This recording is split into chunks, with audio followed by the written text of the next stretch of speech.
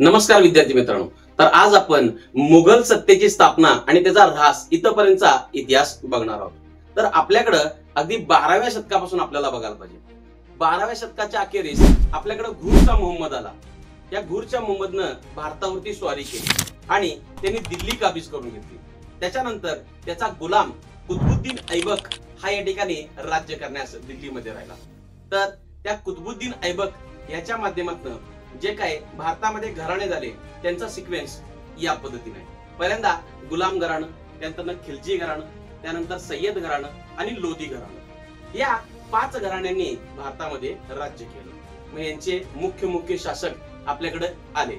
शेवटचं जे घराणं आहे लोधी घराणं, या लोधी घराण्याचा जो काही शासक होता इब्राहिम लोधी, याच्या बरोबर मुघल बादशाह बाबर याचं युद्ध झालं. कधी तर 1526 मध्ये या ठिकाणी पानिपत मध्ये इब्राहिम लोधी आणि बाबर यांच्यामध्ये युद्ध झालं. या झालेल्या युद्धामध्ये या ठिकाणी मुघल बादशाह बाबर यानं इब्राहिम लोधीचा पराभव केला. यानंतर या मुघल साम्राज्याला भारतामध्ये सुरुवात झाली आणि याच्यामध्ये तुम्हाला सिक्वेन्स खालील प्रमाणे बघता येईल. तर काय तर पहिल्यांदा बाबर, त्यानंतर हुमायून, अकबर, जहांगीर आणि शहाजहान, त्यानंतर औरंगजेब असे यांचे शासक होत गेले. याच्यामध्ये झालेल्या जे काही शासक आहेत त्यातले मेन नावं मी तुम्हाला सांगितली. मुघल साम्राज्यातली मुख्य नावं मी तुम्हाला या ठिकाणी सांगितली. याच्यामध्ये शेवट बघितला तर औरंगजेबाचा मृत्यू 1707 मध्ये झाला आणि त्याच्यानंतर मुघल साम्राज्याला उतरती कळा लागली. तर आता आपण बघूया की युरोपियनचं भारतामध्ये आगमन कसं झालं.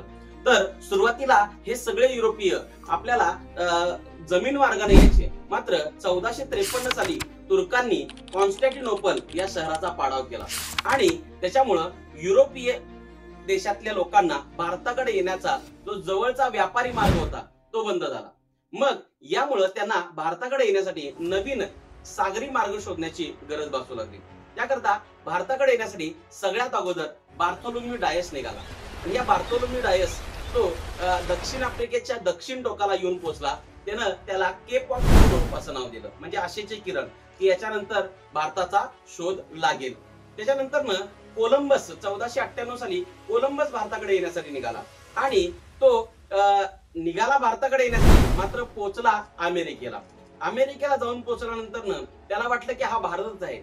मग आणि त्याने जगाला सांगितलं की हा भारत आहे म्हणून. त्यानंतर त्या कोलंबसच्याच मार्गाने या ठिकाणी अमेरिको वेस्पुसी गेला आणि त्यानं तो जाऊन पुन्हा एकदा प्रदेश बघितला. तर तेव्हा त्याच्या लक्षात आलं हा भाग भारत नसून अमेरिका आहे. म्हणून अमेरिकोच्या नावावरून त्या खंडास, अज्ञात खंडास अमेरिका असं नाव पडलं. मग त्याच्यानंतर वास्को द गामा निघाला. तर Vasco da Gama Cape of Good होपच्या टोकाला वळसा घालून तो भारतामध्ये आला. भारतामध्ये केरळ जवळ असणाऱ्या कालिकत बंदरावरती तो पोहोचला. त्याचं झामोरिन या राजानं स्वागत केलं आणि या ठिकाणी ते भारतामध्ये आले. अशा रीतीने भारतात येणारा पहिला पोर्तुगीज वास्को द गामा ठरला. तर आपल्याला एक गोष्ट महत्वाची ठरते, ते म्हणजे भारतात येणाऱ्या परकीय आक्रमकांचा सिक्वेन्स काय.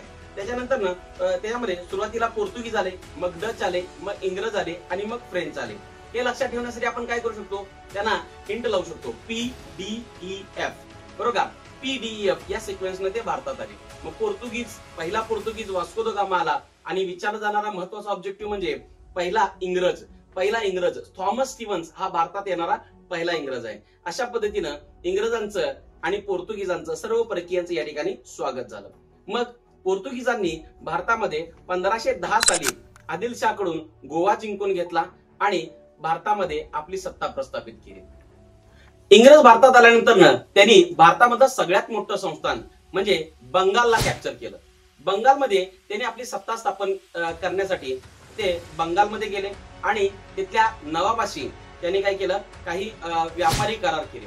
व्यापारी करारानंतर त्यांनी आपली वसाहत स्थापन केली. हळूहळू त्यांनी आपल्या वसाहतीच्या भोवती कंपाऊंड टाकायला सुरुवात केली, म्हणजे भिंत बांधायला सुरुवात केली. तेव्हा नवाबानं त्यांना नकार दिला की असं करू नका.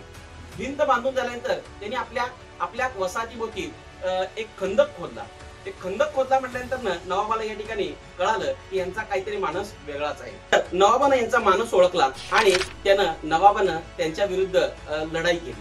या लढाईमध्ये त्यांनी त्यांचे सर्व कैदी पकडून आणले आणि हे सगळे कैदी एक 18x20च्या एक छोट्याशा अंधार असणाऱ्या खोलीमध्ये त्यांना कोंडून ठेवलं.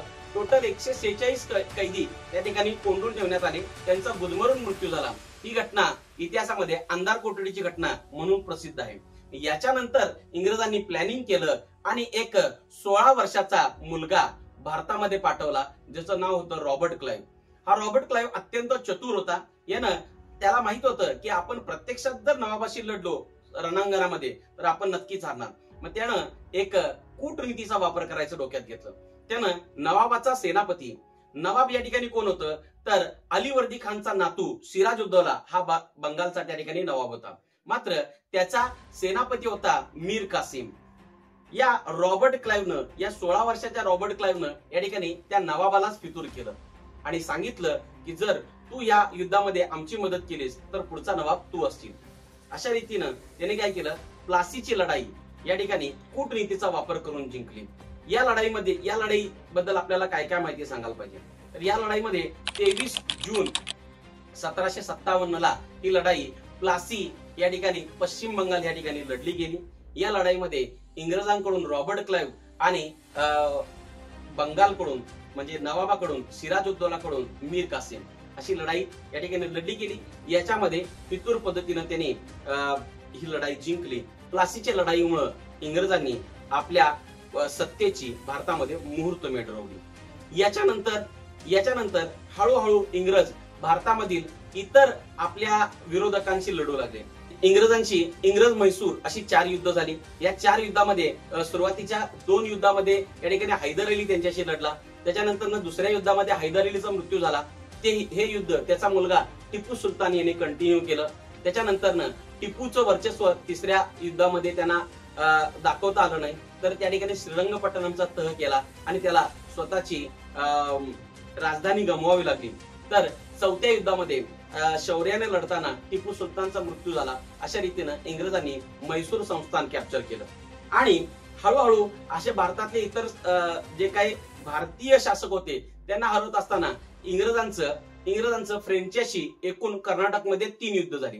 मग या कर्नाटकाच्या 3 युद्धामध्ये शेवटची युद्ध होतं ते म्हणजे वांदिवसची लढाई.